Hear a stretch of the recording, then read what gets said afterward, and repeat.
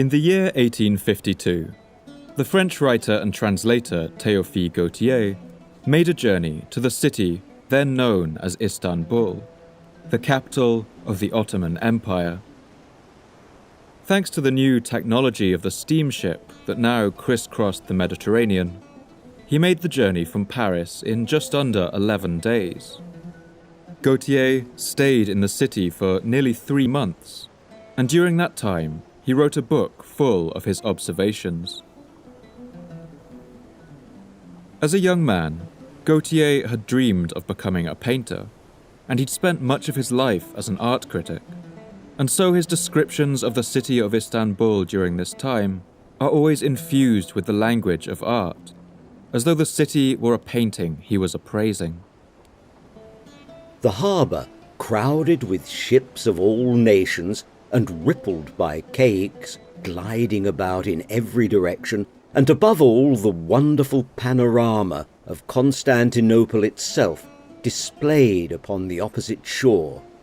This view is so strangely beautiful that it is hard to credit its reality, or to believe that it is anything but one of those theatrical scenes prepared to illustrate some Eastern fairy tale. Gautier walked the streets of Istanbul for weeks, visiting its markets and cemeteries, wandering down the narrow alleys and crumbling cobbled boulevards, and all the time writing about what he saw. And everywhere he went, he became increasingly aware of the vanished history of this ancient city. While the Ottoman Turks who lived there increasingly referred to their city by the name Istanbul, Gautier, along with much of the rest of Europe, knew it by a different, much older name. That name was Constantinople, and it was a city that had been at the heart of another very different empire, one that had been the foremost power in Europe for centuries. This was a power known as the Byzantine Empire, or more simply as Byzantium. Byzantium had its beginning as the eastern half of the Roman Empire. While the west of that empire fell, the east remained. It lasted for another 1,000 years after what people commonly think of as the fall of Rome. It stood and endured, and in its great libraries, it preserved and protected the knowledge of the ancients.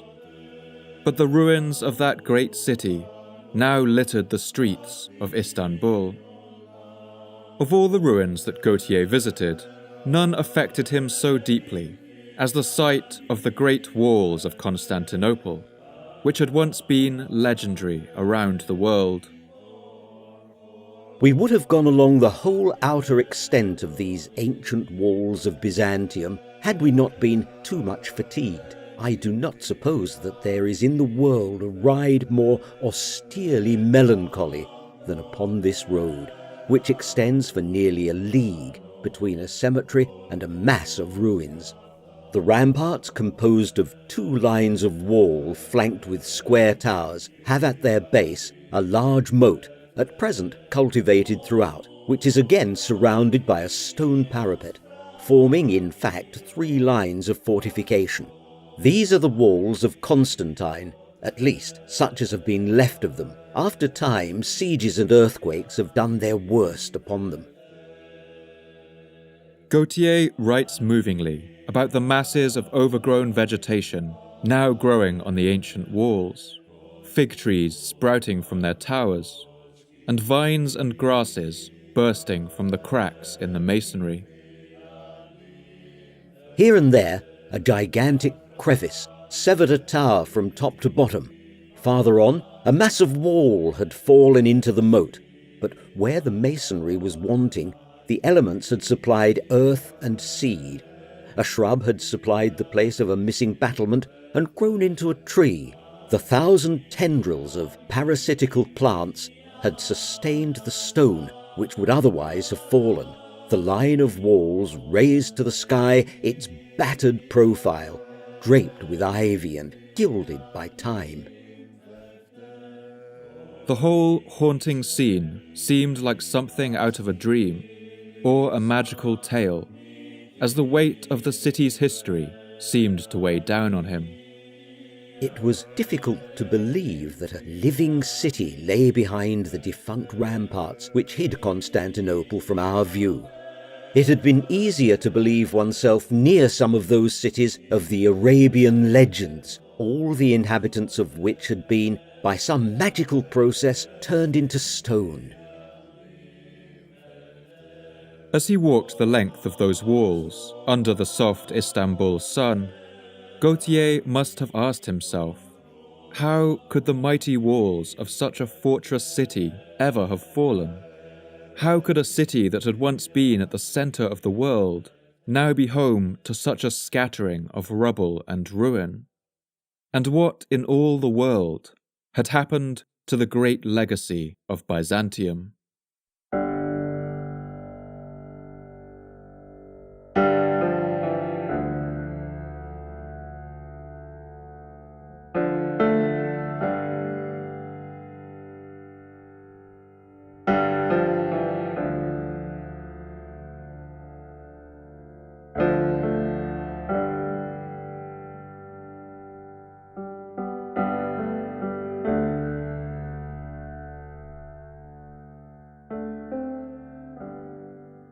My name's Paul Cooper, and you're listening to the Fall of Civilizations podcast.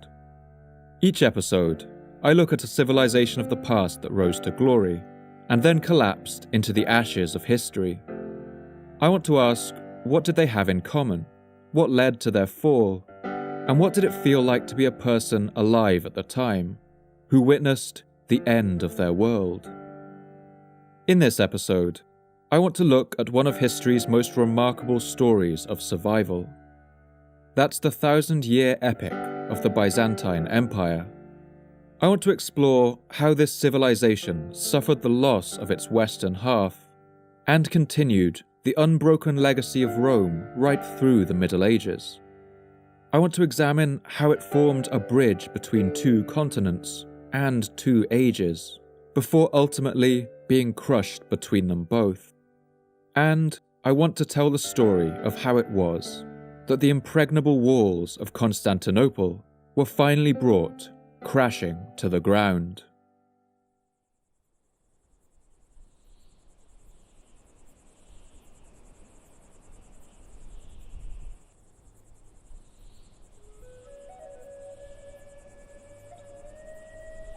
"6 million years ago, the Mediterranean Sea was a very different place to the cool, dark waters we know today. In those days, our ape-like ancestors hadn't even begun to walk on two legs. But if you were able to go back and see that time, stand on the shores of Greece or Italy, Turkey or North Africa, all you would see before you would be a hellish, dead landscape. The land beneath would drop away for 1,500 meters, into a rolling desert of bleak salt flats, broken by lakes of water so salty that if you tried to swim in them, you would float on the surface. For more than 600,000 years, this deep depression in the land had been cut off from the Atlantic Ocean by the movement of the Earth's plates. And over the millennia, the seawater that had once filled it had evaporated away, leaving only this harsh, salty land where nothing would grow. But this was all about to change, in the most dramatic and apocalyptic way imaginable. This vast, deep basin was separated from the Atlantic Ocean by a thin strip of land, only 60 kilometers wide, joining the land masses of what is today Spain and Morocco. Beyond that, the enormous weight of all the world's water heaved and rocked.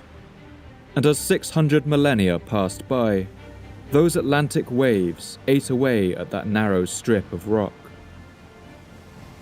The ocean waters ground down those cliffs until this strip of land was only 30 kilometers thick, 15 kilometers, then 5 kilometers.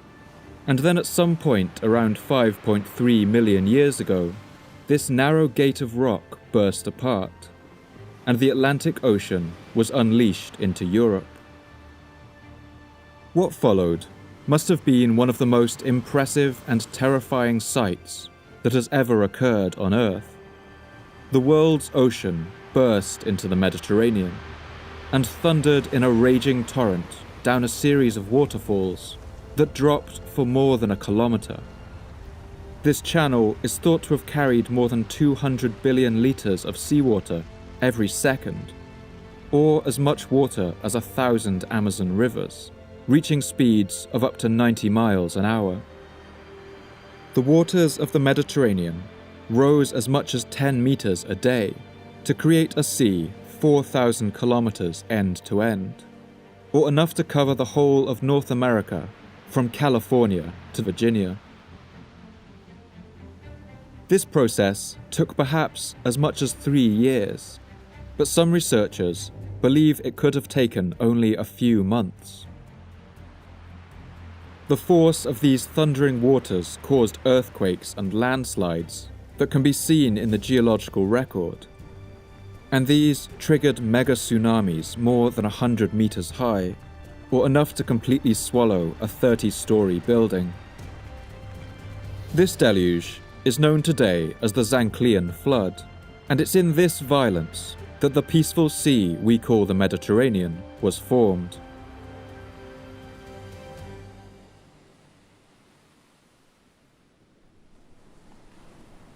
This was a body of water quite unlike anywhere else on Earth, a vast inland sea now joined to the open ocean by a narrow channel only 8 kilometers across at the Straits of Gibraltar. Europe and Africa were now 2 separate landmasses, and the formation of this sea would have an immense impact on the shape and history of this region. Skull fragments found in the Apodema cave in Greece show that modern humans arrived at the Mediterranean around 200,000 years ago, spreading out from Africa along its eastern coast. These early arrivals were initially outcompeted by Neanderthals, a species of archaic humans well adapted to life in the cold climate of Europe. But over the next 100 millennia, modern humans spread out of Africa in ever greater numbers. They gradually pushed the Neanderthals out into the fringes of Europe, and ultimately to extinction. When the last ice age ended, the climate of Europe warmed. The glaciers that had covered much of its northern regions disappeared, and humans spread all the way around this vast inland sea. Societies rose and fell here through the Bronze Age, but from about the year 530 BC, one city on the shore of this sea had been steadily growing in size and influence. It sat on a temperate peninsula jutting out into the Mediterranean, and its people referred to its waters as Mare Magnum, or the Great Sea. This city was called Rome, and it would build an empire that would last in some form for more than 2,000 years. Rome succeeded because it excelled at organization, mass production, and military expansion. By the year 220 BC, its armies, armed with iron weapons and covering their bodies with iron chainmail or scales, had conquered all of the peninsula of Italy and the islands of Sicily, Corsica, and Sardinia. By 140 BC, they had spilled out into the Iberian Peninsula, what is now Spain, and crossed the sea to conquer the ancient cities of Greece. The Romans found a way of expanding their territory that was financially self-sustaining. As more peoples were conquered, they provided the economic base for even further expansion. In 167 BC, the Romans captured the Macedonian treasury, and as a result, they were able to virtually abolish taxes in Rome. When they conquered Pergamon in the year 130 AD, their state budget doubled, and it nearly doubled again after the conquest of Syria.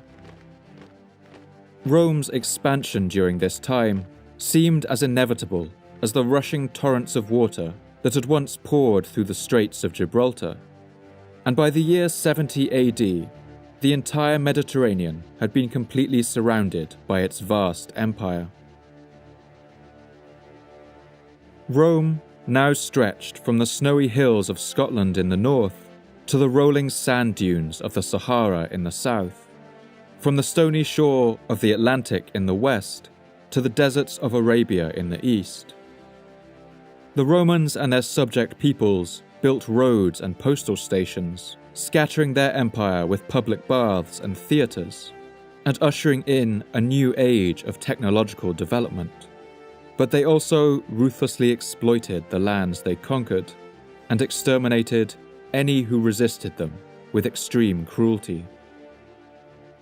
In the 2nd century, 5 great emperors ruled, among them the emperors Trajan, Hadrian, and Marcus Aurelius.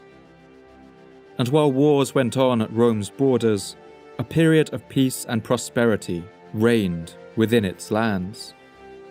But this age of relative peace wasn't to last, and the first signs of this empire crumbling came in the form of a devastating plague.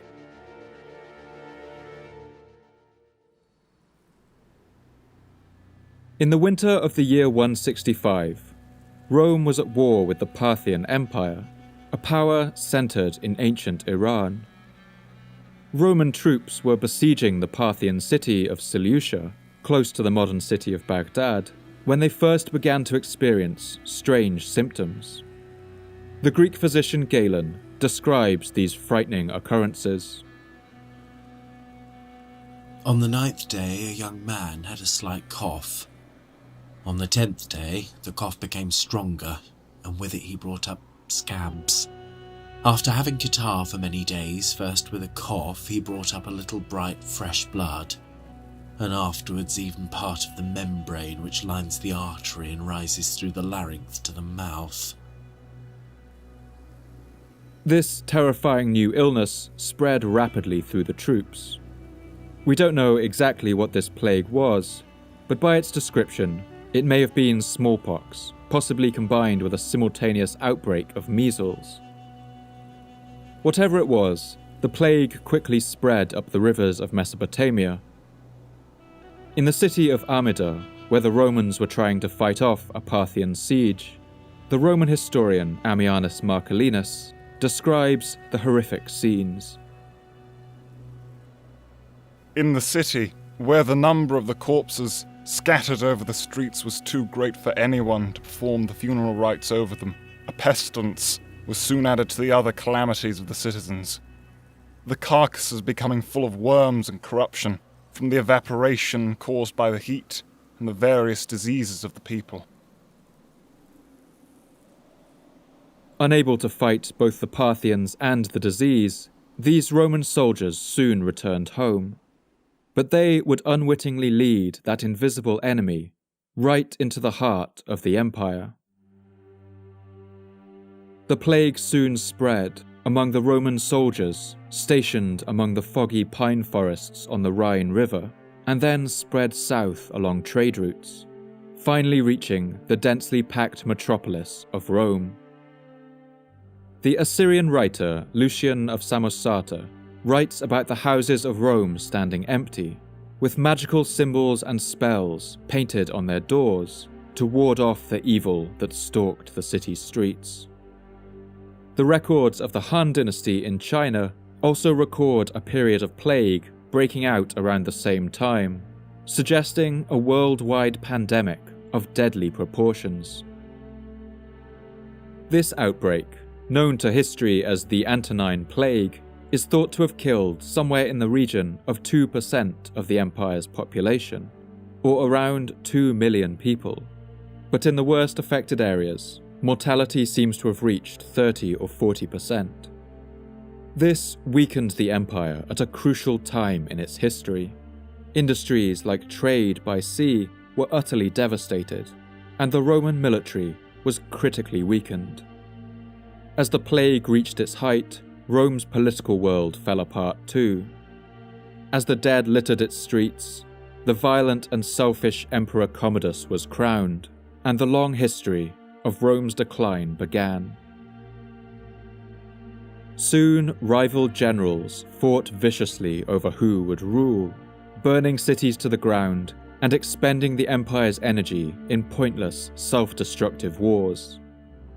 By the end of the 3rd century, the vast Mediterranean empire could no longer be ruled from the declining city that had given birth to it.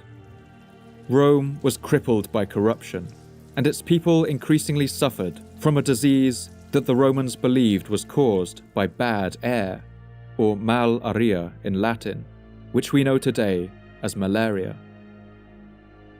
In a desperate bid to get the empire back on course and end the civil wars, in the year 285, the Emperor Diocletian ordered that Rome's territory be split almost exactly in two.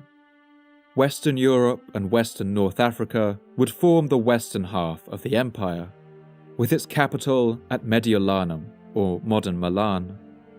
Meanwhile, the eastern regions, including the modern territories of Greece, Turkey, Syria, Israel, and Egypt, would pass to a new entity, which today we call the Eastern Roman Empire.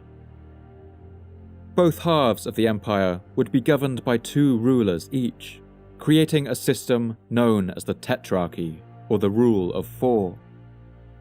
It was thought that this division of power would finally end the brutal civil wars that had hollowed out the empire from within.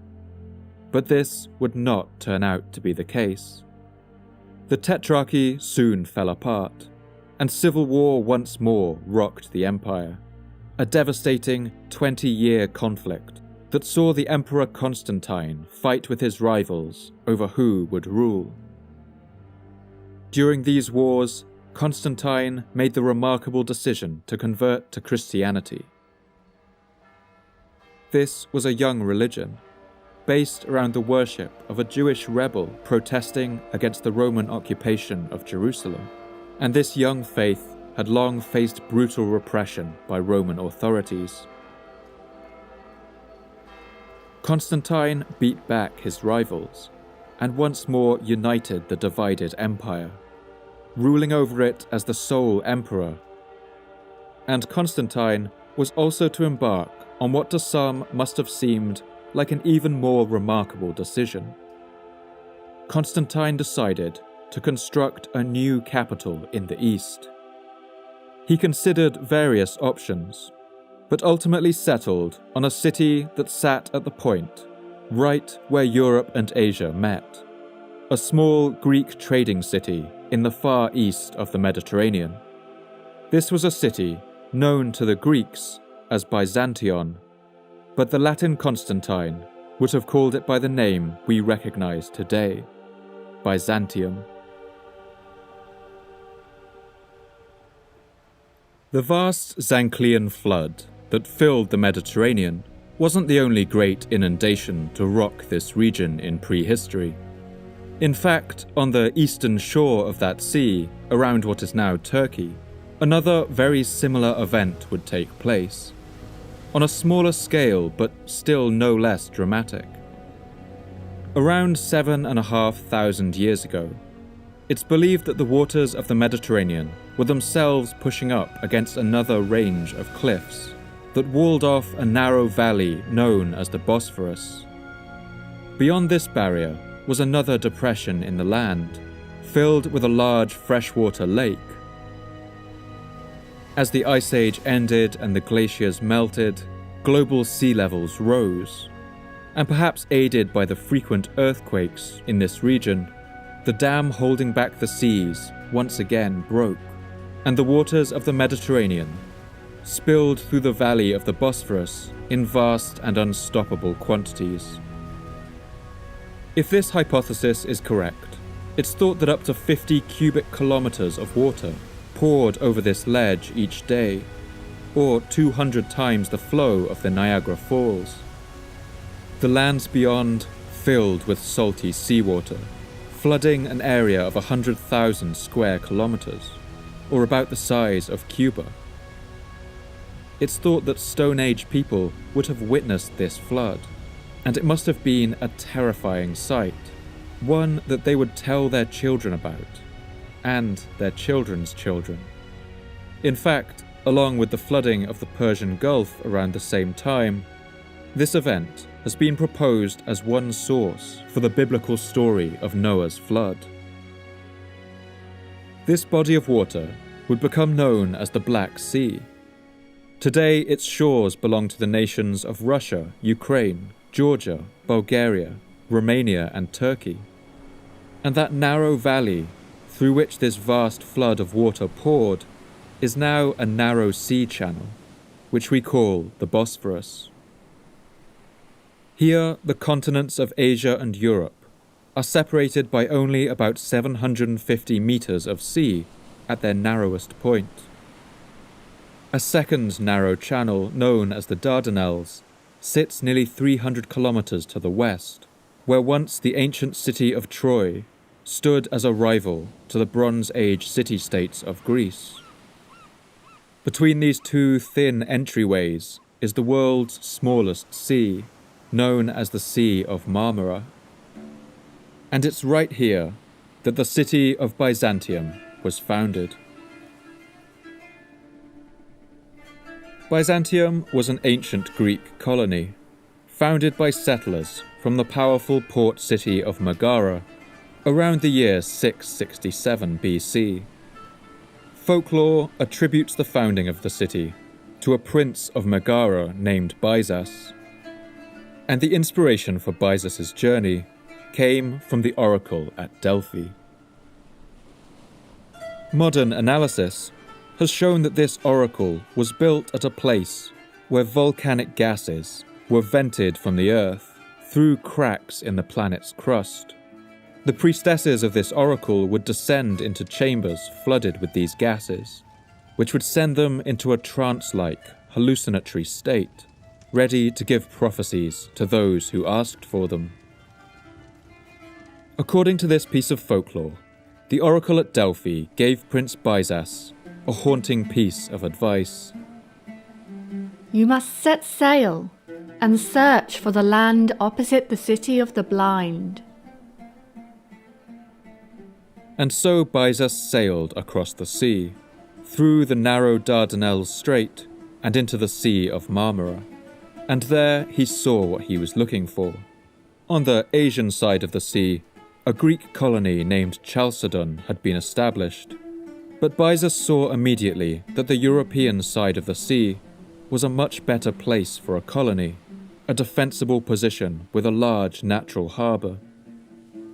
The settlers of Chalcedon had been blind to miss this perfect spot, and so Byzas had found the land opposite the city of the blind. He landed on the shore and named the city he founded there Byzantion, after himself. And the advantages that Byzas saw in the city were indeed formidable. It sat right at the narrowest point of the Bosphorus Strait, the point where Asia was less than a kilometre away over the water. This was a natural crossing point, controlling all the land-based trade that ferried between the continents. But it also controlled all shipping traffic that passed between the Black Sea and the Mediterranean. On top of this, the swift currents that flowed through the narrow channel would make it very difficult for any army to attack by sea. The city's harbour was a long sliver of a river estuary, sheltered from the swift ocean currents and large enough to hold 1,000 ships. This body of water would come to be known as the Golden Horn, either because of the enormous wealth that would flow through it in the ages to come, or for the rich yellow light that would often blaze on its surface as the sun set over the sea. Pinched between the Golden Horn and the Sea of Marmara, Byzantion was a perfect wedge shape. Any attackers who wanted to take the city were able to approach from only a single direction, and it was a perfect spot to build a fortress that would be virtually unassailable.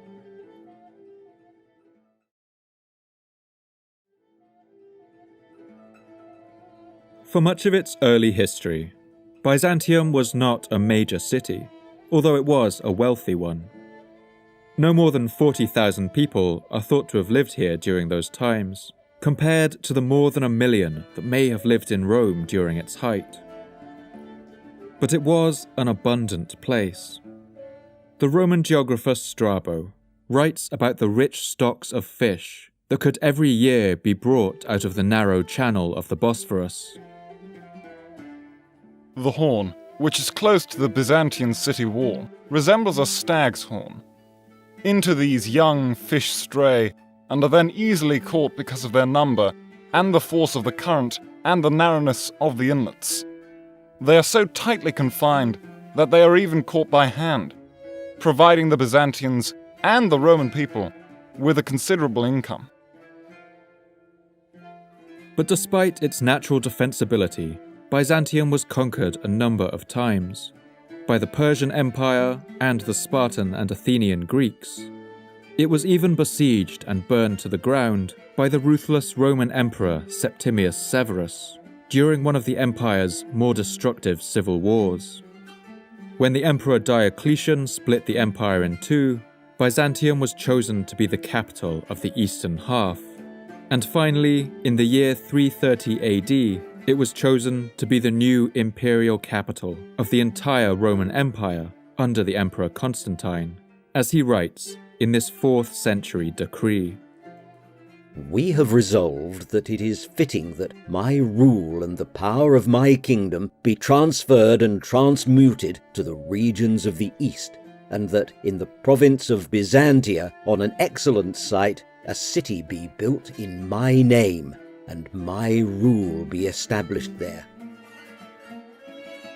Like the ancient explorer Byzas, Constantine saw his own reflection in this golden city. He renamed Byzantium after himself, calling it Constantinopolis, or the city of Constantine, and today we know it as Constantinople. During this time, the city was also known by the informal title Nova Roma, or the New Rome. In his new capital, Constantine immediately began an enormous building project, with the goal of turning Constantinople into a city worthy of its empire. Constantine laid out a new square at the centre of old Byzantium, naming it the Augusteum, with a new Senate house in a grand basilica on the east side, while on the south side the great palace of the emperor rose. The Byzantine poet Marianus wrote about the beauty of the city in these early days. Where the land is cut in two by the winding channel, whose shores open the way to the sea, our divine emperor erected this palace. O far-ruling Rome, you look from Europe at a prospect in Asia, the beauty of which is worthy of you. Near to the imperial palace was the vast hippodrome, used for chariot races.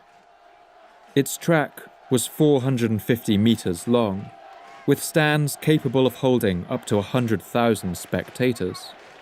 Up to 8 chariots could race on its track at one time, each powered by 4 horses each. And these events must have been an electric spectacle. Nearby was the famed baths of Zeuxippus, adorned with opulent mosaics.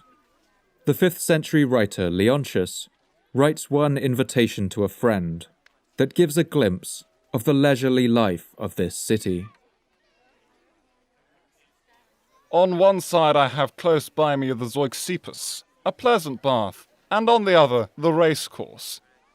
After seeing the races at the latter and taking a bath in the former, come and rest at my hospitable table. Then in the afternoon you will be in plenty of time for the other races, reaching the course from your room quite near at hand. Constantinople would even create its own obelisk to adorn its hippodrome, built of square stone blocks to a height of 32 metres tall. That's exactly the same height as the obelisk that decorates the Circus Maximus in Rome. And this was a statement of clear intent, that Constantinople was every bit the equal of the Eternal City. Around the year 330, Constantine also built an imposing city wall, running between the Golden Horn and the Sea of Marmara, closing off the wedge-shaped city and taking full advantage of its defensible shape. The first Christian emperor claimed that an angel had guided him about where to place the walls, and he built them a great distance from where the old city walls had been, an impressive statement about how large he expected his new capital to grow. And he was right. In the next century, Byzantium would grow at an immense rate, and by the beginning of the 5th century, the city had spilled out even beyond Constantine's ambitions. Today, we can trace the expansion of the city in the advancing rings of its city walls, growing outwards like the rings of a tree. By the year 404, the emperor in the east, a man named Theodosius II, embarked on an even more ambitious building project to protect the expanding city and build a new set of walls 2 kilometers to the west. These would stretch for 6.5 kilometers and massively increase the enclosed area of the city. But while these walls demonstrate the ambition of this expanding city, they also testify to the increasingly dangerous world that the young capital found itself at the heart of. When you look at the situation that the Emperor Theodosius faced at the time he embarked on the building of these walls, it's not hard to see why he considered them necessary. Around this time, vast migrations of people had been pushed out of the Eurasian steppes by some unknown force, and were now crossing en masse into Roman lands. And the Roman state, crippled by civil war, was struggling to cope. One writer, Synesius, summed up the mood of impending doom in a speech he gave to the Emperor Arcadius around the year 399. Everything balances on a razor's edge, and the state needs the assistance of God and the emperor to crush that danger which has been troubling the Roman Empire for so long. 2 years into his reign, in the year 410 AD, the Emperor Theodosius received news of an unthinkable tragedy. An army of Goths, led by the general Alaric, had laid siege to the great city of Rome 3 times, and on the 3rd time they had burst over its walls and sacked the city. While the sack of Rome was relatively constrained by the standards of the time, it was still an act that shocked the world. The writer St. Melanius the Younger, writing about 10 years later, describes this horrifying event. A barbarian storm, of which prophecies long ago spoke, fell upon Rome, and it did not even spare the bronze statues in the Forum. Plundering with barbarian madness, it destroyed everything. Thus, Rome, beautified for 1,200 years, became a ruin. The writer Saint Jerome, a native of the Western Empire, then living in Bethlehem, wrote a passionate outburst of sorrow at the news. Oh, horrid! The universe tumbles, and yet our sins do not fall. A renowned city and head of the Roman Empire is consumed in one blaze. The disaster sent refugees from Rome fleeing across the Mediterranean, piled into boats. They landed on the shores of Africa, Egypt, and the East. St. Jerome describes the desperate plight of these citizens. Who would believe that Rome, built up by the conquest of the whole world, had collapsed? That the mother of nations had become also their tomb? The shores of the whole East, of Egypt, of Africa, which once belonged to the imperial city, were filled with the hosts of her men-servants and maid-servants. Wherever the Roman refugees landed, piled into boats, starving and thirsty, the people saw their fine clothes and thought they must be carrying some hidden wealth on them, as St. Jerome remembers.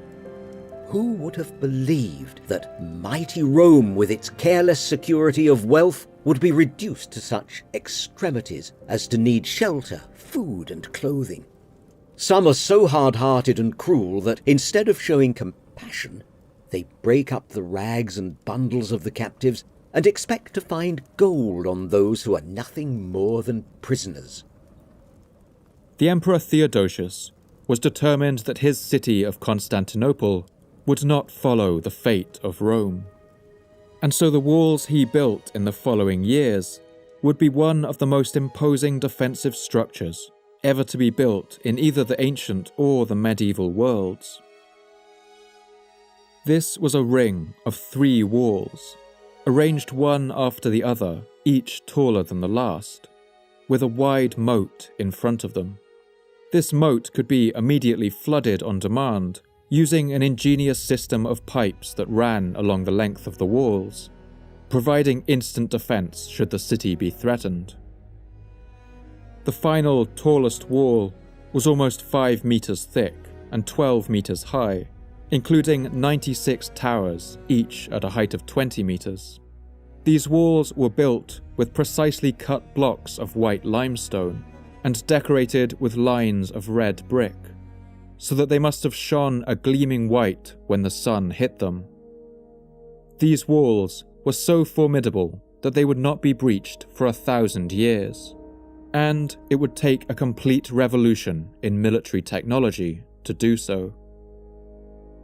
And these walls were not completed a moment too soon. In fact, as the final stones were being put into place, they would face one of the most fearsome tests that could be imagined. That's because in the decades since the first barbarian migrations had begun, it had become apparent what was driving so many nomadic people out of Asia. That force was a people known as the Huns, and they would soon be ruled by a man whose shadow would loom over all of Europe. His predecessors had united the nomadic peoples of the Russian steppes into a terrifying force, and he would lead them west in a campaign of destruction that would have few equals. And that man's name was Attila.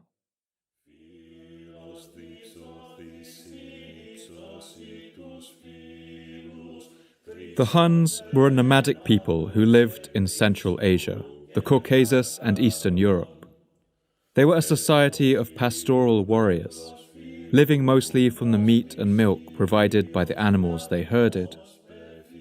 At first, they had mostly held back from Roman territory. The Romans even employed them as mercenaries, happily paying them to keep clear of its territory. But with the rise of Attila, all of that was about to change. The 5th century Byzantine historian, Priscus of Panium, describes Attila in the following terms. He was a man born into the world to shake the nations, the scourge of all lands, who terrified all mankind. He was haughty in his walk, rolling his eyes hither and thither, so that the power of his proud spirit appeared in the movement of his body.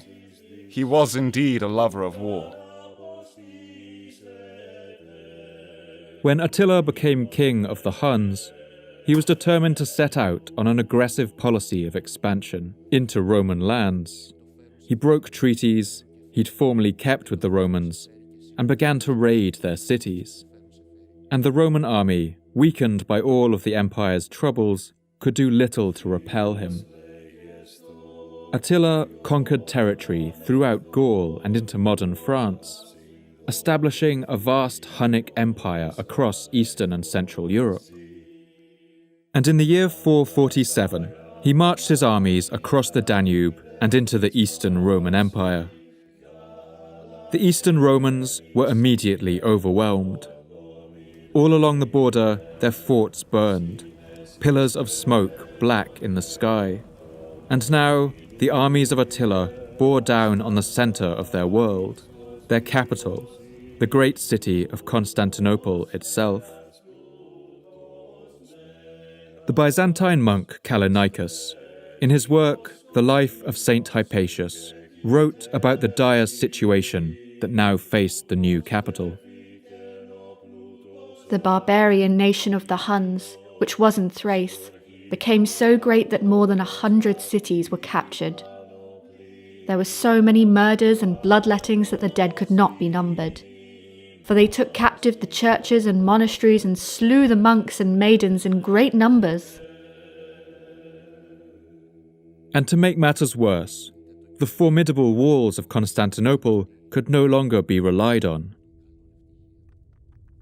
In January of the year 447, the ground shook with a terrifying force. This earthquake was the strongest in living memory, perhaps in all of the city's history.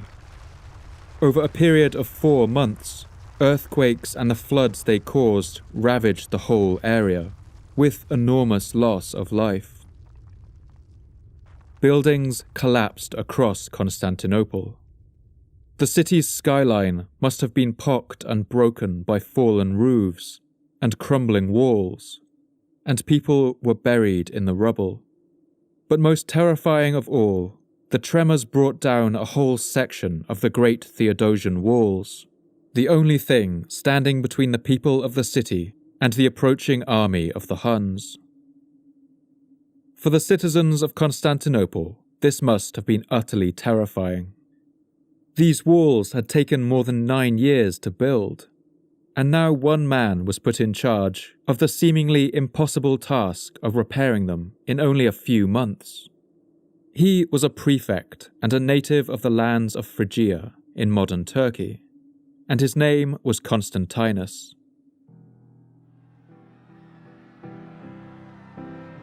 Constantinus was new in his post, and he had an enormous task ahead of him. But he also knew that his city had one great untapped resource, that is, its immense spirit of competition. Constantinus went down to the city's vast hippodrome or racetrack.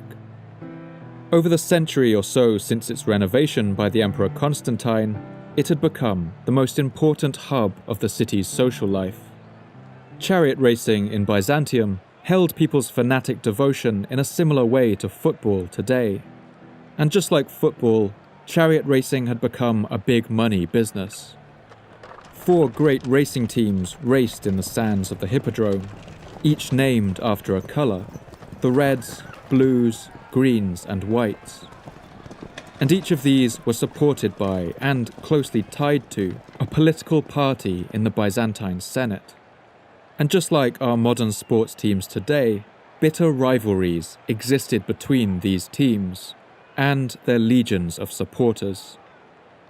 Riots were common events at the racecourse, and it was not uncommon for deaths to occur when rival gangs of these hooligans met. Constantinus arrived at the hippodrome that morning, perhaps shaking a little at the magnitude of the task he faced. He raised his hands and made a simple announcement to the gangs of racing fans he found there. The city was in danger. These sports teams were to help with the reconstruction of the city walls. They would each be given a section to complete, and they had to gather as many of their supporters to help as they could. The declaration of a competition was clear and irresistible. These gangs went about the city's drinking places and squares, its baths and spice markets, gathering as many people as they could from the streets, telling them that the pride of their team was at stake, and also, perhaps as an afterthought to some of them, the fate of their city. In this way, more than 16,000 workers were gathered to repair the walls of Constantinople. We can imagine the frenzy of activity as these masses of sports fans climbed the scaffolding with stones, bricks and mortar, singing their team songs and jeering at the other teams, as together they rebuilt their fallen walls. This effort was so effective that in only 2 months the walls of the city were rebuilt, and even reinforced in some places.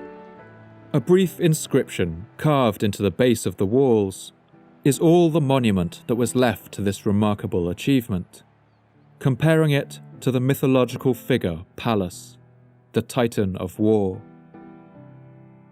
By command of Theodosius, in less than 2 months Constantinus erected triumphantly these strong walls. Scarcely could Pallas have built so quickly so strong a citadel. We can imagine the look on the face of Attila when he arrived at the gates of Constantinople and found not the earthquake-crumbled ruin that he had been promised, but a triple line of defensive walls, their limestone glistening white in the sun, the strongest fortification in the known world. The two sides reached a stalemate. Attila could not take the city, but the Byzantines could not beat him in battle. Eventually, a treaty was signed. The Romans agreed to increase their payments to the Huns, and Attila left the lands of Byzantium. Constantinople was saved, and the Eastern Roman Empire would survive. But for its sister power, the Western Roman Empire, the pressures raining down on it would prove too much. As the 5th century progressed, one side of the empire would stand, while the other would crumble into the earth.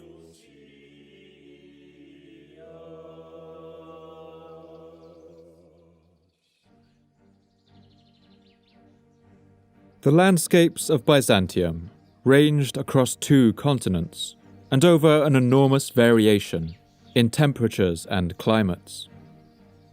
These lands had always been the most populous of all the lands of Rome, the richest and the best developed. In fact, by the late empire, its eastern half had a budget 3 times the size of the West, and an army twice as large.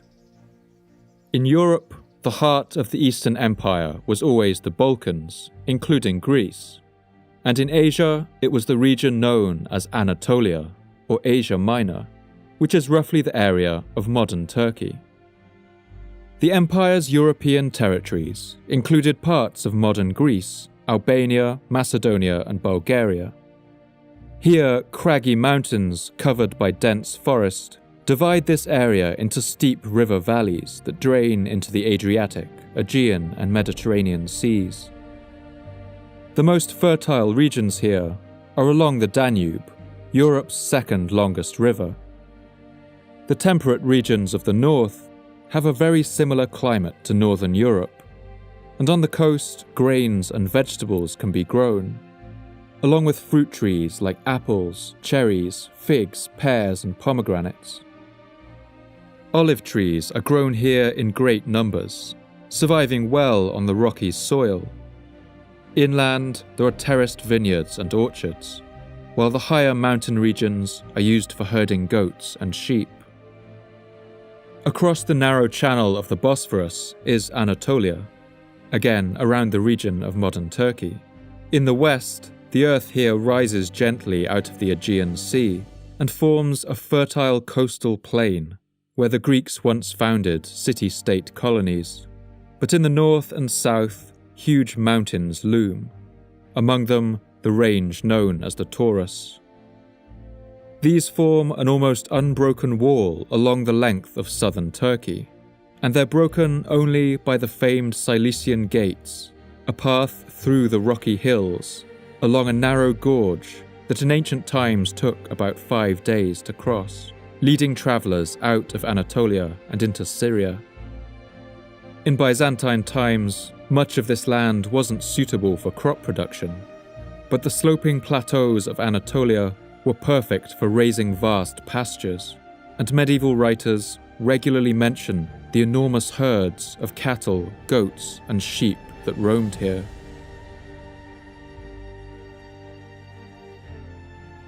Despite the administrative division of the empire, the Romans of the time didn't consider their empire to have been split.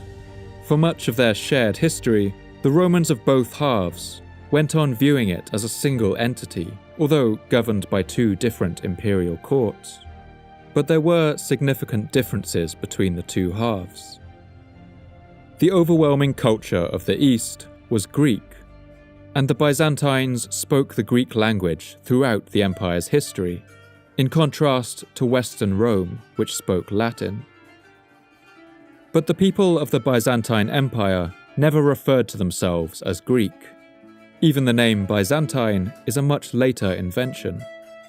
In fact, until the end of their history, right through the Middle Ages, they referred to themselves simply as Romans, and their lands as Romania. Byzantine rulers were in fact greatly offended whenever Westerners referred to them as the Emperor of the Greeks. The people of Constantinople viewed their city and the city of Rome as what the Byzantine philosopher Themistius describes as the world's two mother cities, although, of course, he argues that Constantinople deserves just a little more credit, since it had to build itself up from nothing. And yet of the two mother cities of the world, that of Romulus and that of Constantine, it is ours, I would say, that is in greater harmony. For she had no association with the race of rulers, and yet she became a partner in empire with the great city through her virtue. In the year 381, the theologian and Archbishop of Constantinople, Gregory Nazianzen, wrote about how these two cities seemed like a light to the world. Nature has not given us two suns, but it has given us two Romes, beacons of the whole world, one an ancient power, and one a new, differing from each other only to this extent, that the one outshines the sun, the other the evening star, but they hold up beauty to match beauty. A balanced pair. So it's hard to imagine how it must have felt during this time to be a citizen of Constantinople and to hear stories about what was happening in the West.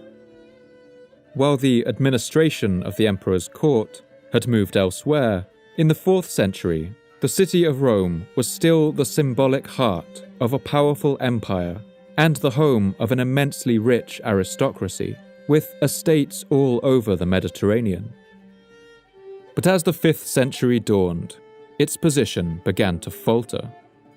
Only 45 years after the destruction of the city by Alaric, a second sacking of the city by the Vandals once again halved its population, and by this time Rome's influence extended no further than the borders of the Italian peninsula.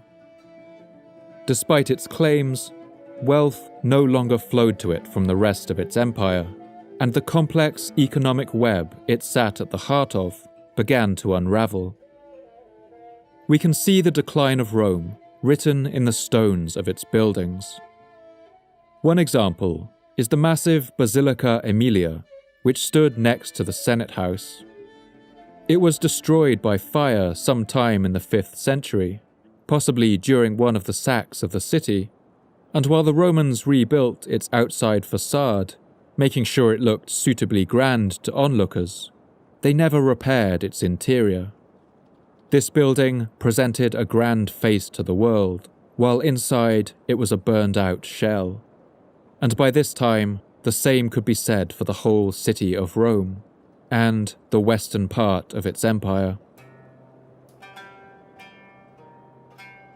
Excavations have shown that by the mid-5th century, rubbish was being dumped within Rome's great monumental buildings, that the buildings themselves were beginning to crumble, and that new, rough paths were being cut by people walking and dragging carts and horses through its fine gardens and monuments.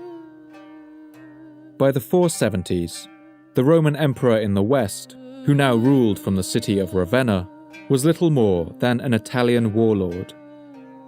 Rome could no longer pay to maintain its legions, and increasingly relied on the services of German mercenaries.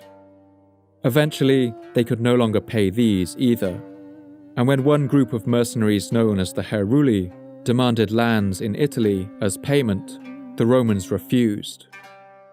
The Heruli rebelled, and the remnants of the Roman army was defeated in the Battle of Ravenna in the year 476. The Roman emperor was forced to resign, and the Western Empire vanished as a political entity entirely.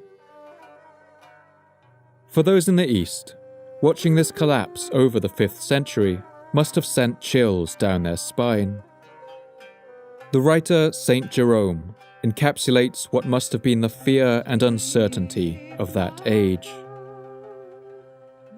What is safe? if Rome perishes? But for the most part, life in the East was virtually unaffected by the fall of the West. In fact, Constantinople continued its expansion and rise in importance, becoming now the undisputed capital and centre of the Mediterranean world.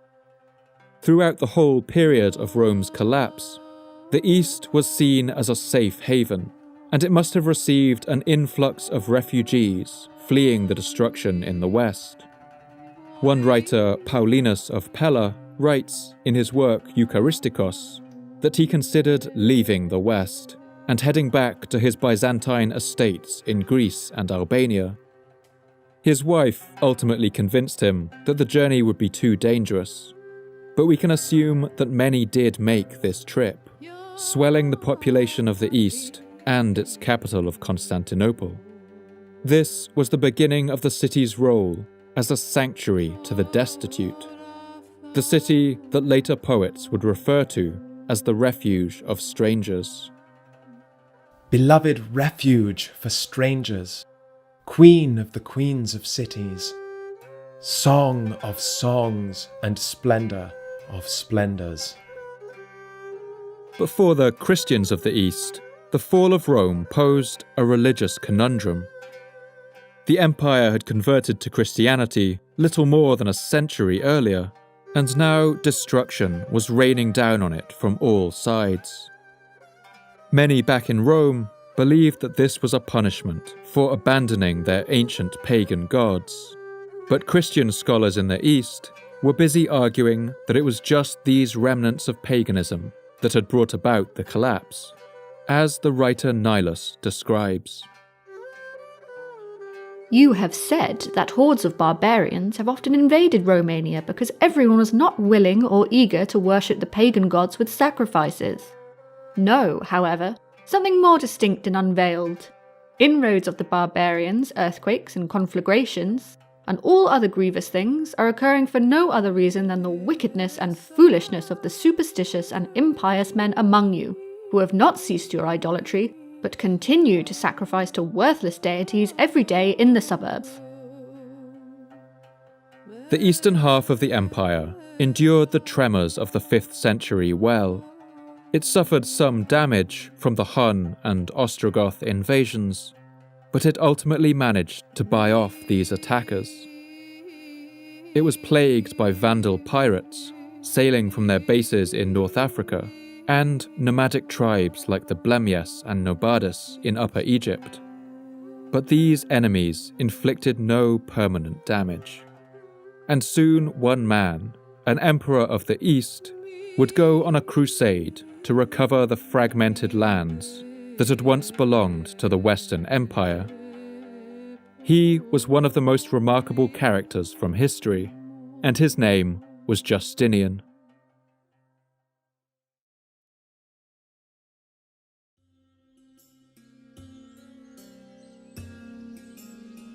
The story of Justinian begins with his uncle, a man named Justin.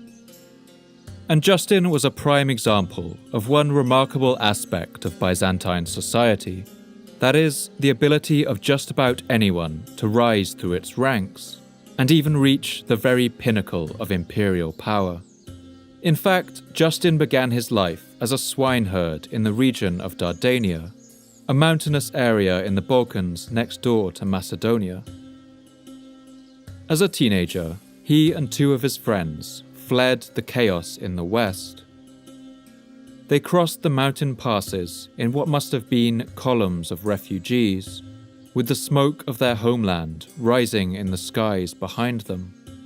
And everyone in that column had only one name on their lips, the only place in the world that at that moment seemed like a place of safety, the refuge of strangers, the city of Constantinople. The historian Procopius gives one account of this humble journey. 3 young farmers of Illyrian origin came from Videriana, determined to join the army.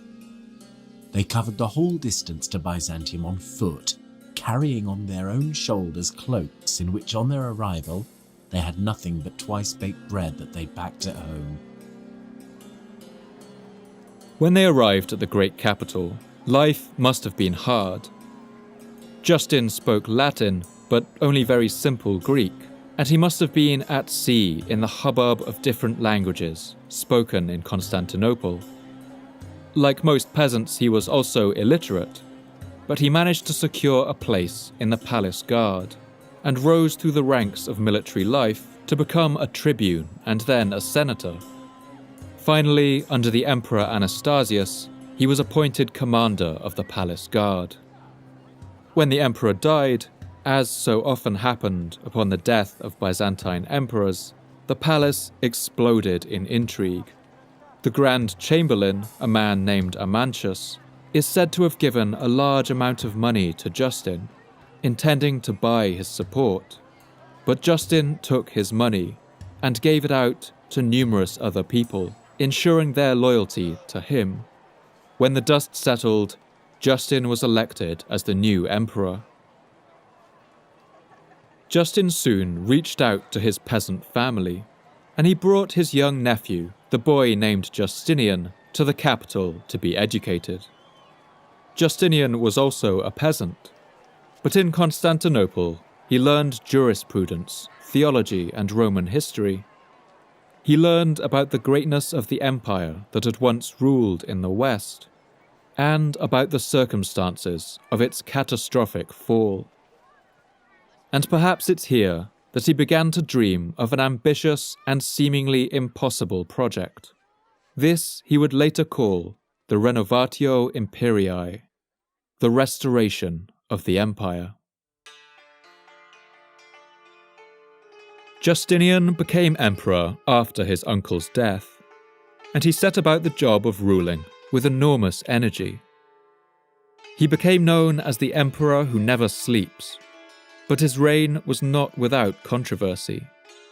He married a lower-class woman named Theodora, a courtesan with a lascivious reputation, and this caused great scandal across the empire. The contradictory and contrasting ways that Justinian has been portrayed are nowhere better shown than in the writings of the scholar Procopius. Early in his life, Procopius writes about Justinian and Theodora as a pious and dedicated couple. But later, he also wrote another text, entitled the Anecdota. This was a scandalous tell-all about the true Justinian and Theodora, a text that has come to be known as the Secret History. In his Anecdota, Procopius portrays the Emperor Justinian as a cruel, incompetent ruler. He committed numberless murders through his notion of piety. In his zeal to bring all men to agree in one form of Christian doctrine, he recklessly murdered all who dissented therefrom, under the pretext of piety, for he did not think that it was murder, if those whom he slew were not of the same belief as himself. Procopius even goes so far as to claim that Justinian and his wife had been possessed by evil spirits, and recounts tales of them wandering the palace without their heads. Justinian's reign was also marred with riots. In the year 532, the famous chariot racing factions of Constantinople, those rival gangs who had helped to rebuild the city's walls against the advance of Attila, joined forces once again to rise up in the streets against what they saw as the corruption of Justinian's rule. They marched through the streets of the capital, setting fire to the city and chanting the word Nika, Nika, the Greek word for victory. These riots became known as the Nika riots, and they were so severe that the emperor considered fleeing by sea. During the riots, the old church that had stood on the hill beside the imperial palace burned to the ground, and Justinian's reaction was brutal. In the next few days, he ordered the crushing of the riots by the army. Procopius records that 30,000 citizens of Constantinople were killed during this repression, and the sands of the hippodrome were stained with their blood. Whatever the truth of Justinian's character, we can at least be certain that he was ambitious. In the wake of the riots, he resolved to rebuild the city, and in the blackened ruin of the old church, he ordered plans to be drawn up for a new cathedral that would rival St. Peter's tomb in Rome. What resulted was one of the world's most remarkable buildings. Columns and other marbles were brought from all over the empire, and more than 10,000 people were employed in its construction. Its vast dome rises 55 meters above the ground, with a span of 30 meters. This is the Church of St. Sophia, more commonly known by its Greek name, the Hagia Sophia, and today it's one of the most recognizable landmarks in the world.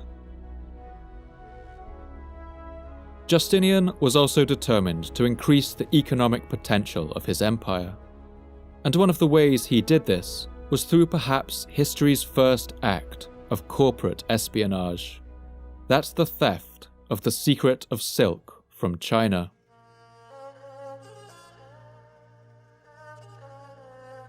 As we discovered in the last episode, for centuries, silk had been the sole reserve of Chinese craftsmen. The product of their silkworms had spread throughout the world long before any diplomatic contact with China was established. But in the year 551, 2 Byzantine monks who had been preaching in India made their way to China and observed the intricate methods used in the raising of silkworms and the production of silk. They hurried back to Constantinople and sought an urgent audience with the Emperor Justinian. They told him that they had found the source of the miracle material silk, and the emperor was impressed. He offered them a great fortune if they were able to smuggle some of these mysterious worms back to the capital. The monks set out once again, likely travelling along a northern route along the Black Sea. They would have passed through the Tarim Basin and the Taklamakan Desert, through the Gate of Jade and down the Hershey Corridor, into the heartlands of China. With them, they carried bamboo canes, hollowed out on the inside with hidden compartments.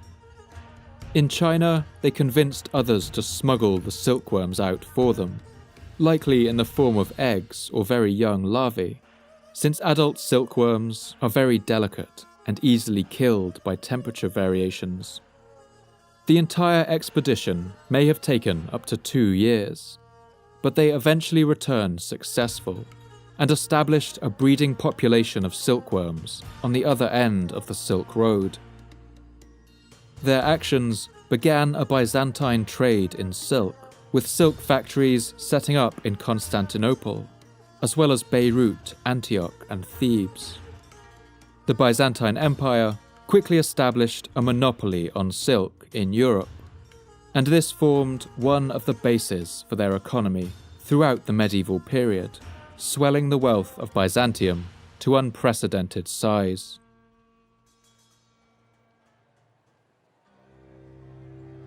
By the early 6th century, the city of Constantinople was unmatched around Europe.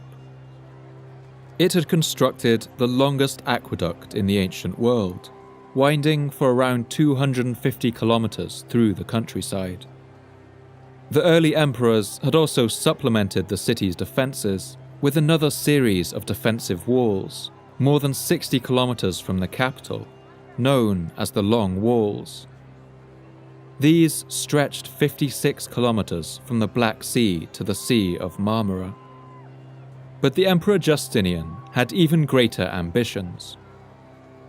He wanted to recover all the lands of the Western Roman Empire and restore Rome to its ancient size. And he would be incredibly successful. Justinian never took part in the military campaigns he ordered. He left that to a talented general named Belisarius, and from his throne in Constantinople, Justinian watched as the lands of old Rome fell once more under his banner. The general Belisarius marched across North Africa and conquered the Vandals who still occupied it in only 9 months. Then he set his sights on Italy, where an Ostrogoth king still ruled.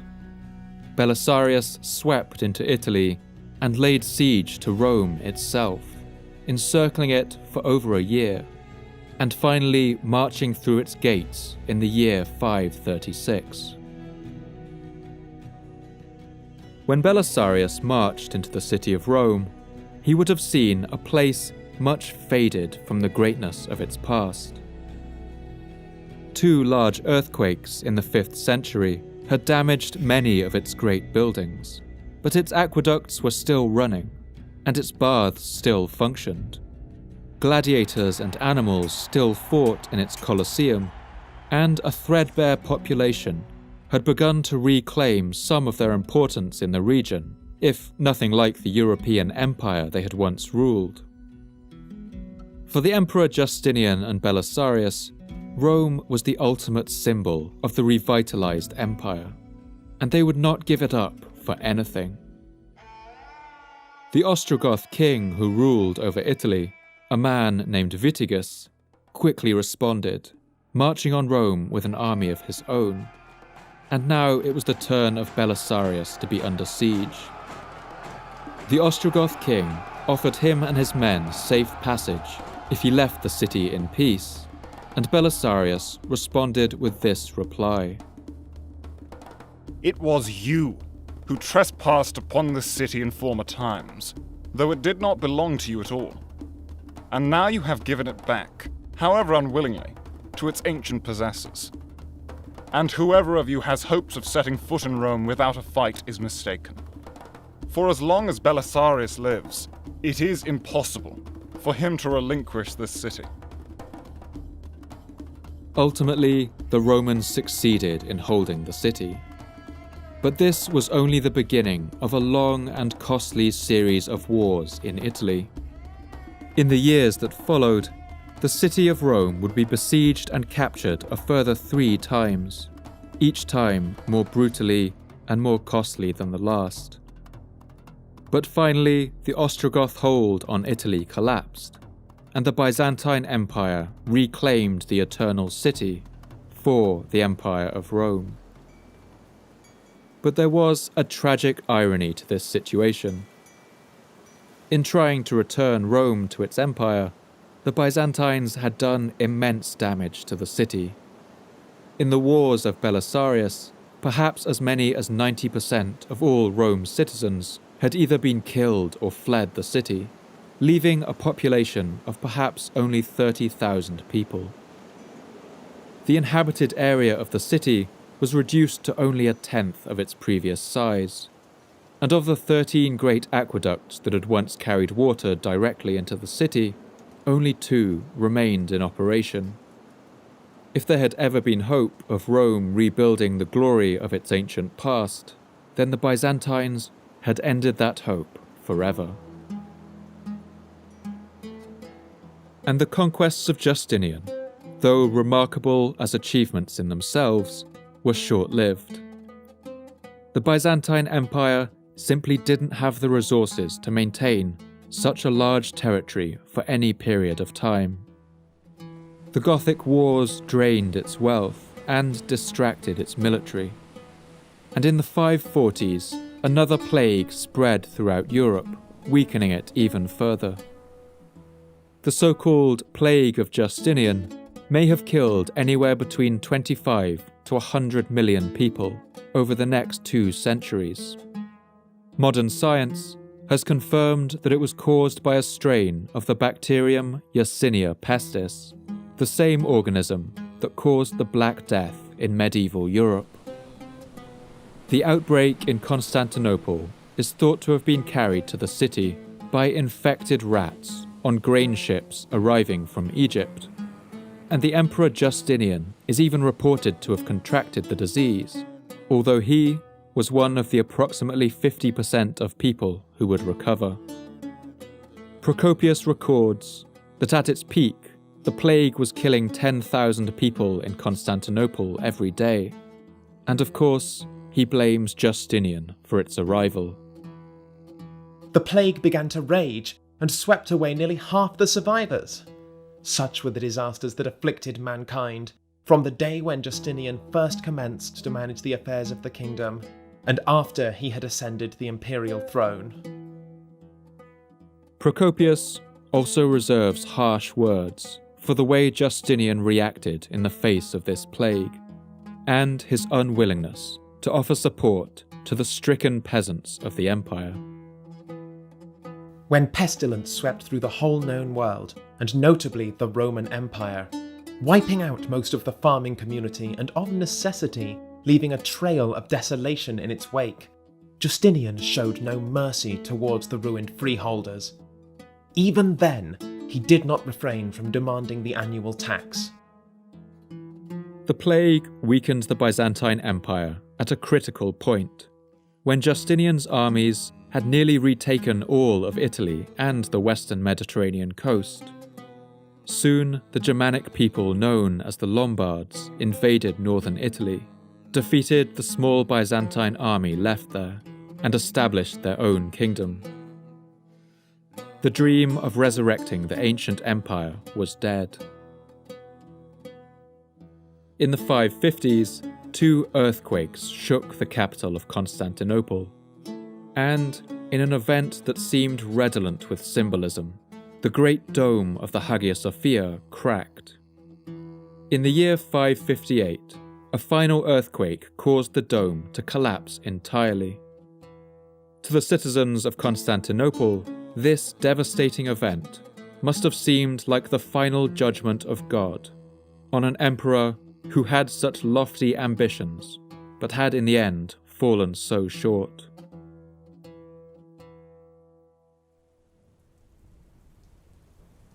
Justinian died in the year 565, having left no children. He was buried in a grand mausoleum in the Church of the Holy Apostles, and the emperors who followed after him would reap the consequences of his over-ambitious conquests. Justinian had inherited an imperial treasury of 29 million gold coins, but his wars had all but emptied it.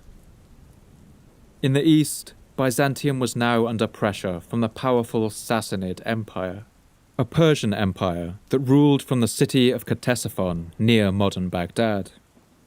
Wars with the Sassanids dragged on for decades, weakening both empires and usually resulting in a bitter and costly stalemate.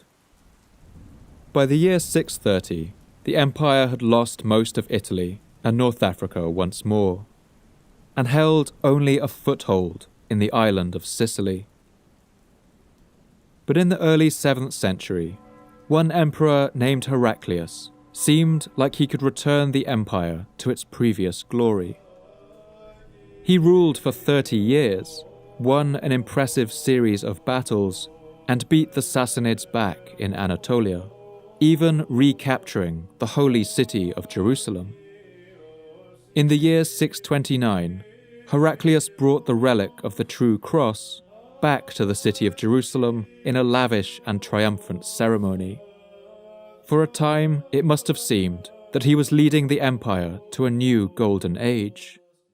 But little did the people of Byzantium know that a new rival was rising out of one of the most unlikely places, the seemingly empty desert sands of Arabia.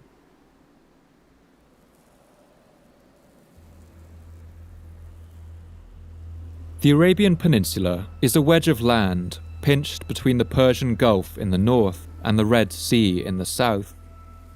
It's technically a subcontinent, since it sits on its own tectonic plate, and over millions of years it has torn away from the rest of Africa in the south, while slowly crashing into the Eurasian plate in the north, forcing up Iran's Zagros Mountains. This is an arid land, divided between rocky mountains and dry coastland lined with coral reefs, and separated by small strips of fertile pastures in its rocky valleys. But perhaps most famously, the region is home to a vast range of deserts. The largest of these, the Great Arabian Desert, is the 5th largest in the world, and one of the deepest. Its sands are thought to extend up to 180 meters below its surface, or more than 50 stories. and it's here that a warrior visionary had risen to topple the established powers of the region and gathered a powerful military force. The man known to history as Muhammad was a revolutionary, a guerrilla warrior, a poet, and an innovative military strategist. And during the final 10 years of his life, he led a successful campaign to capture the city of Mecca from the Quraysh tribe who had ruled it for centuries. After his death in the year 632, the successors of Muhammad took up his mantle. To their north, they spread out of the Arabian Peninsula and faced ahead of them the lands of both the Sassanids in Mesopotamia and Persia and the Byzantines in Egypt. But these two great ancient empires had been hollowed out from within, weakened and bankrupted by their incessant wars. The last great war between these two empires had ended only a few years before, after grinding on for nearly 3 decades and critically weakening them. And the Arab advance came as a complete surprise. The Byzantines were distracted by their wars and paid little heed to news that was trickling across the desert to the south. They had also stopped paying tribute to the desert tribes who they usually relied on to pass them information. In the year 634, to the surprise of the entire world, the Arab armies defeated a Byzantine force sent into Syria and captured Damascus in a lightning strike. The Byzantines tried again in 636, but a sandstorm scattered their forces, and when the Arab cavalry bore down on them, they were utterly annihilated. Arab armies fought using swords made of the finest Indian steel, riding on the backs of camels and horses, versatile and fast across the desert landscape. Their tactics were primarily defensive, luring their opponents into ill-advised attacks, with large groups of archers placed on both flanks. The only hope for the Byzantines was now that their great rivals, the Sassanids, would halt the Arab advance, but this hope would be in vain. In fact, Arab attacks would bring about the complete disintegration and collapse of the Sassanid Empire. 400 years later, the Persian poet Firdusi would write the following lament about the end of this great power. Damn this world, damn this time, damn this fate. Where are your valiant warriors and priests? Where are your hunting parties and your feasts? Where is that warlike spirit, and where are those great armies that destroyed our country's foes? Count Iran as a ruin, as the lair of lions and leopards. Look now and despair. The Byzantines watched helplessly as their Asian territories were swallowed up. Jerusalem, recaptured less than a decade before at enormous cost, surrendered to Arab armies in the year 637. And for the general Emperor Heraclius, on whom the Byzantines had pinned such hopes, this catastrophic defeat proved too much. He had once been the commander of his father's fleet, a bold and accomplished sailor, but in his old age he developed an overwhelming thalassophobia, or fear of the sea. On his way back to Constantinople from Asia, he found even the 700-meter crossing of the Bosphorus too terrifying. His men had to tie boats together across the whole length of the crossing, covering them with shrubs and matting, so that the terrified old emperor couldn't see the water, rocking dark and deep beneath him. When Egypt fell to Arab forces in the year 642, the Byzantine Empire lost its rich food supplies, which had been a major source of grain for the capital. This arrangement had been in place since the time of the ancient Romans, and now the entire economic structure of the Byzantine Empire would have to be rearranged overnight. Food shortages were now added to the list of the empire's problems. by 647, the last Byzantine territory in Africa, the ancient city of Carthage, had also fallen to the advancing Arab armies. And, in the year 644, to the Byzantines' horror, the Arab Empire began building a navy. Only a decade later, it was strong enough to raid the island of Cyprus and Rhodes. Neither island put up even a scrap of resistance, and it soon became clear that Byzantium was no longer able to defend its empire. In the year 654, the Emperor Constans personally set sail with the Byzantine navy, the pride of the empire and its last line of defense, to meet the Arab fleet in battle. The writer Theophanes the Confessor recalls what happened next. In this year, Muawiyah commanded that a great naval armament should be made with a view to his fleet sailing against Constantinople. This man arrived at Phoenix in Lycia, where the Emperor Constans lay with the Roman fleet and engaged him in sea battle. Now the Emperor, who had taken no measures to draw up his battle line, ordered the Roman fleet to fight.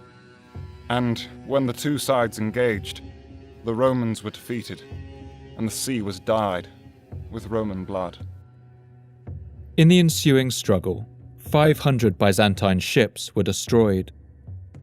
The Emperor Constans was forced to swap clothes with another man and flee in the garb of a common soldier, a stinging humiliation for this Emperor of the Byzantines. The Emperor then put his robes on another man. This courageous man then stationed himself bravely on the imperial ship and killed many of the enemy before giving up his life on behalf of the Emperor. The enemy surrounded him and held him in their midst, thinking he was the Emperor. After he had slain many of them, they killed him too, as the man who was wearing the imperial robes. Thus routed, the Emperor escaped and, leaving everyone behind, sailed off to Constantinople. The city of Constantinople was now completely defenseless.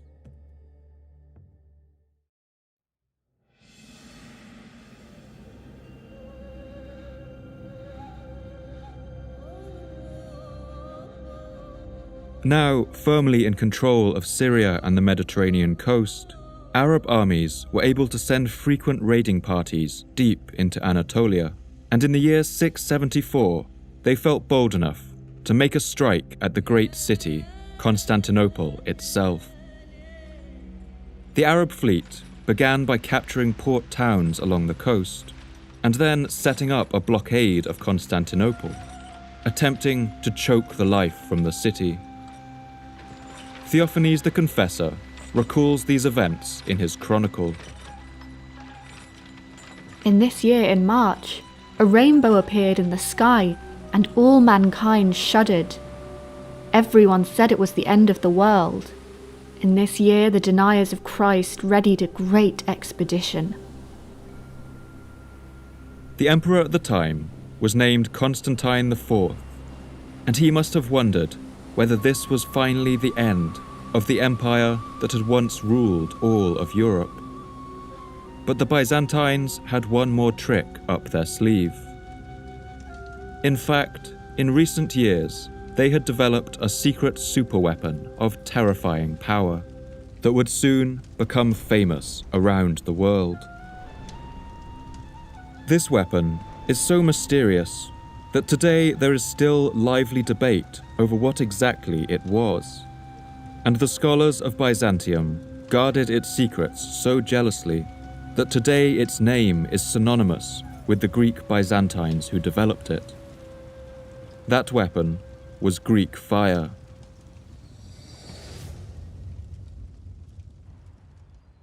Incendiary weapons had been used in warfare for centuries before Greek fire was invented.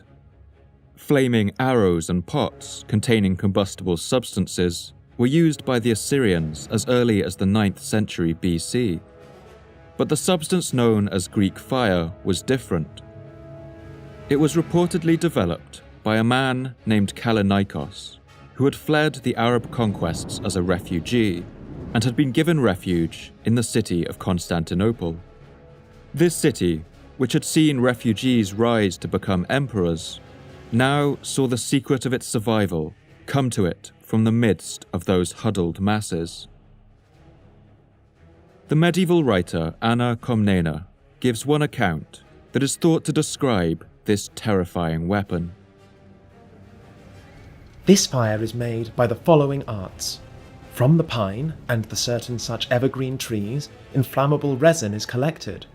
This is rubbed with sulphur and put into tubes of reed, and is blown by men using it with violent and continuous breath. Then in this manner it meets the fire on the tip, and catches light, and falls like a fiery whirlwind on the faces of the enemies. The refugee Kallinikos is said to have demonstrated his Greek fire to the Byzantine emperor. It was a flaming substance, possibly based on petroleum, that seemed to set even the surface of the sea ablaze. Water couldn't douse its flames, and by some accounts even made them more intense. Its use was accompanied with smoke and the sounds of thunder. One remarkable Norse saga relates the story of a Viking warrior named Ingvar the Far-Travelled, a traveller who sailed down the Volga River and into the Caspian Sea to explore the lands of Asia. Ingvar apparently faced ships equipped with Greek fire weaponry, which is described in the saga. They began blowing with smith's bellows at a furnace, in which there was fire, and there came from it a great din. There stood there also a brass or bronze tube, and from it flew much fire against one ship, and it burned up in a short time, so that all of it had become white ashes. Whatever its exact composition, we know the effect that this weapon had. The writer Theophanes recalls these dramatic events in his chronicle as the ships of the Arab forces bore down on the great city. When Constantine learned of the movement of God's enemies against Constantinople, he prepared huge two-storied warships, equipped with Greek fire and siphon-carrying warships, ordering them to anchor in the harbour of the Caesareum. All day long, from dawn to dusk, there was combat, from the outworks of the Golden Gate to Cacoblion. Both sides were thrusting and counter-thrusting. But, with the aid of God and his mother, they were disgraced, expending a host of warlike men. They retreated in great distress, with severe wounds. As their expedition was going away after God had ruined it, it was overtaken by a tempestuous winter storm near Selion. It was shivered to atoms, and completely destroyed. This defeat on sea was coupled with a Byzantine victory on land, and the Arab forces withdrew, suffering enormous losses. Growing divisions in their own lands soon forced them to attend to their own affairs, and a peace deal was struck. A second siege of Constantinople was attempted at the start of the 8th century, but once again the use of Greek fire drove the enemy armies back into their lands. The Byzantine Empire had survived yet another existential threat, and the city of Constantinople remained the impregnable fortress that the Emperor Theodosius had hoped.